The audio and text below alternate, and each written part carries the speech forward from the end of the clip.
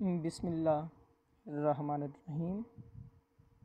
معزز سامعین، میں ہوں سلطان زیغم جعفری اور میں لایا ہوں آپ کے لیے علم عروض کا چوتھا سبق۔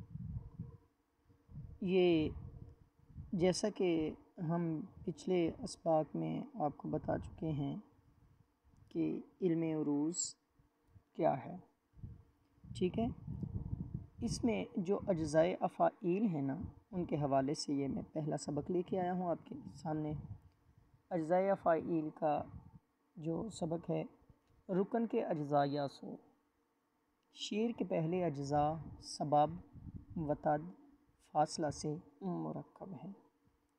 ان میں سے ہر ایک کی دو قسمیں ہیں۔ سبب ہے، سبب کی دو قسمیں ہیں، جبکہ سبب کے معنی رسی ہیں۔ وتد، وتد کا مطلب میخ، میخ جو خیموں میں لگائی جاتی ہے، ٹھیک ہے۔ اور وتد کے بھی دو اقسام ہیں۔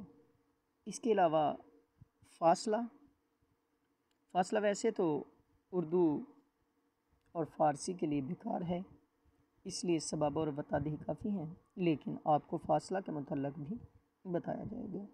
یہ دونوں نام اہل عرب کے بیت یعنی گھر کے قدیم الایام کی رعایت اور مناسبت کے پیش نظر رکھے گئے تھے۔ آج اجزائے افعیل کا پہلا سبق تھا جو ہم نے سیکھا۔ اس کے ساتھ ہی سلطان زیغم جعفری کو اجازت دیجیے۔ اللہ حافظ۔